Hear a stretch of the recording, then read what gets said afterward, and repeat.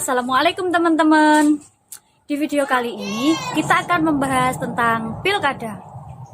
Ya, pemilihan kepala daerah serentak yang akan dilaksanakan pada hari Rabu 9 Desember 2020.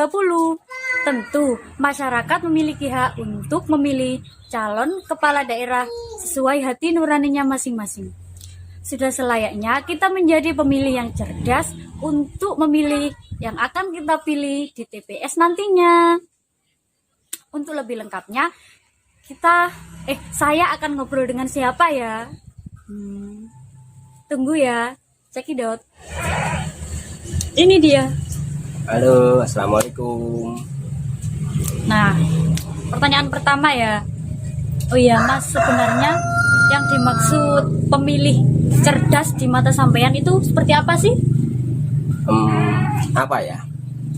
Pemilih cerdas adalah pemilih yang fokus pada program yang disampaikan oleh calon kepala daerah dan rekam jejaknya. Ia akan memilih calon kepala daerah yang peduli terhadap pelayanan publik dengan rekam jejak yang baik dalam penyelenggaraan pelayanan publik sehingga dapat mewujudkan kesejahteraan bagi masyarakat. Pemilih cerdas mampu mengkritisi program-program yang disampaikan oleh para calon kepala daerah.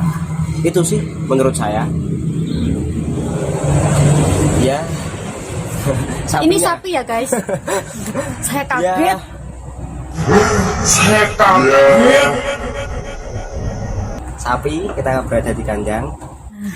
Yang kedua, menurut sampean gimana sih cara memilih calon kepala daerah yang layak guna menjalankan program-program untuk memajukan daerahnya masing-masing jika dia sudah terpilih nanti? Ya, mari kita menggunakan hak kita secara maksimal. Sebab penggunaan hak pilih itu berdampak terhadap keberlangsungan daerah yang bakal dipimpin oleh kepala daerah terpilih. Sebelum kita memilih, kita harus paham. Pertama, kenali kebutuhan kita. Setiap warga negara memiliki beberapa identitas yang melekat, antara lain perempuan, laki-laki, kaum muda, dewasa, orang tua, pelajar, wira swasta, petani, nelayan, tukang becak, dan lain sebagainya. Itu adalah merupakan beragam identitas dari kita. Dan dari identitas tersebut, sehingga kita bisa mengenali apa kebutuhan kita. Semisal, kebutuhan khas saya sebagai petani, itu apa? Siapa yang cocok untuk saya amanahi dalam rangka memenuhi kebutuhan petani? Atau bisa kita sebut, siapa sih yang sebenarnya pro dengan petani? Seperti itu. Kedua, cermati masalah daerah kita. Di masing-masing daerah tentu memiliki persoalan yang khas. Misalnya kerusakan lingkungan hidup, tingginya angka kriminalitas, tingginya angka pernikahan anak, hingga minimnya kesempatan kerja, dan lain-lain. Itulah yang harus dilakukan kepala daerah selama 5 tahun ke depan. Siapa calon yang paling peduli dengan masalah-masalah tersebut? Ketiga, baca visi, misi, dan program kandidat. Kita harus teliti dalam memilah pasangan calon, membaca visi dan misi program kerja semua kandidat calon kepala daerah dalam pilkada agar tak membeli kucing dalam karung. Caranya?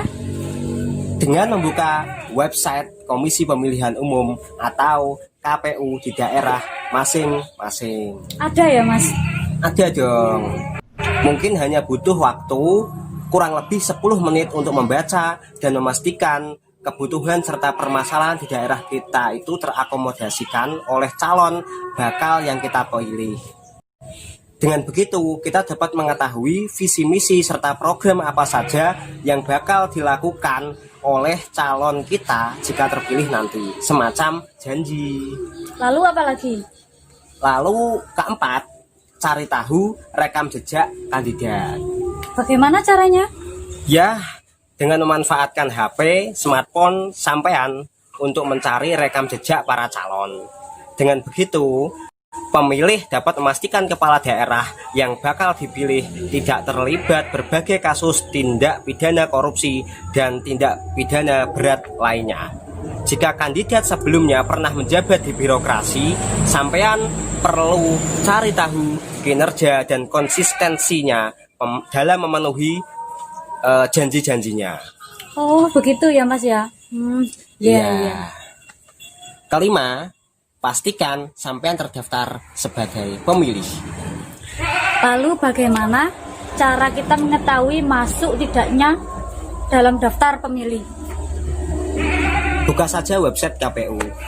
Di situ ada form C6 juga, surat pemberitahuan memilih. Jangan lupa KTP elektronik atau surat keterangan atau suket itu untuk dibawa saat hari pemungutan suara. Lalu kalau kita belum menerima form C6 bagaimana? Kalau belum menerima form C6, maka hubungi panitia pemungutan suara atau PPS di desa masing-masing untuk mendapatkan penjelasan lebih lanjut. Jika kita sudah terpenuhi menggunakan hak kita, namun nama kita tidak terdaftar di DPT, itu bagaimana? Tak usah khawatir. Jika nama kita tidak terdaftar di DPT, kita bisa kok gunakan hak pilih. Caranya datang saja ke TPS terdekat. Ingat, TPS terdekat dari rumah kita ya, jangan jauh-jauh. Dan tunjukkan KTP elektronik atau suket kepada petugas KPPS. Asalkan kita datangnya juga tidak terlambat sesuai waktu yang ditentukan loh. Lalu apa lagi? Keenam, berpartisipasi dalam pengawasan pilkada. Usai menggunakan hak pilih di TPS, kita dapat berpartisipasi lebih bermakna demi mewujudkan pelaksanaan pilkada yang jujur dan adil serta demokratis.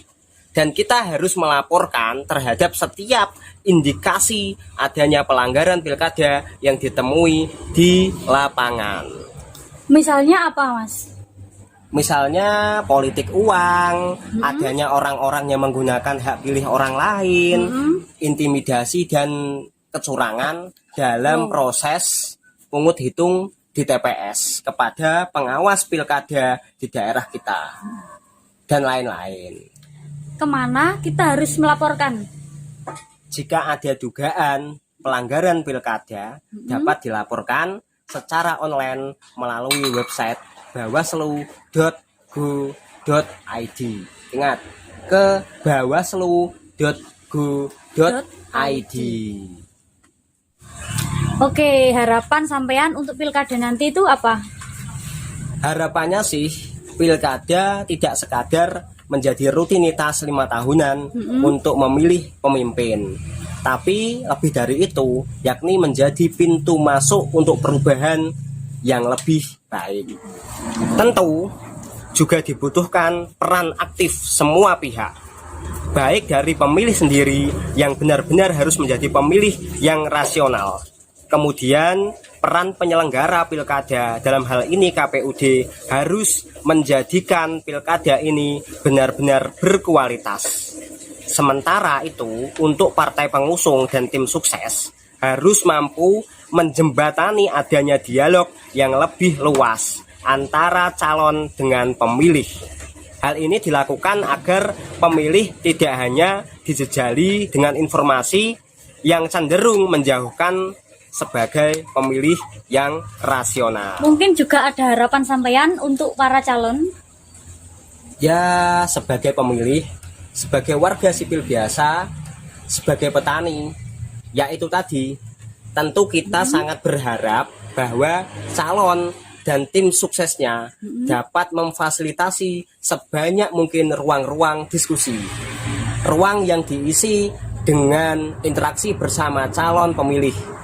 Tujuannya mengetahui dengan mendalam tentang rencana-rencana strategi untuk 5 tahun mendatang. Lalu manfaat diadakannya ruang-ruang diskusi itu apa sih? Manfaatnya ya setidaknya dapat mendorong partisipasi pemilih yang lebih tinggi, di mana selama ini ruang tersebut nyaris kosong dan hanya ditebari dengan obrolan kampanye yang banyak memuat slogan-slogan atau janji tanpa ada kesempatan warga untuk menguji. Dan ini juga menjadi tanggung jawab parpol pengusung dan tim sukses untuk membuka seluas mungkin arena dialog. Oke Mas, terima kasih atas waktunya. Habis ini sampean mau ngapain? Ya, mau ngarit ya, dan juga memberi makan pada sapi karena dari tadi Sapi sudah kita tercinta. karena dari tadi sudah disenggol-senggol, kelihatannya mau Sudah minta lapar makan ini. ya, dan juga mau meneruskan ya, ini mau menanam bawang merah, bawang putih, terong dan lain sebagainya. Oke Cabai guys, juga. Terima sampai di kasih. sini ya. Wassalamualaikum warahmatullahi wabarakatuh.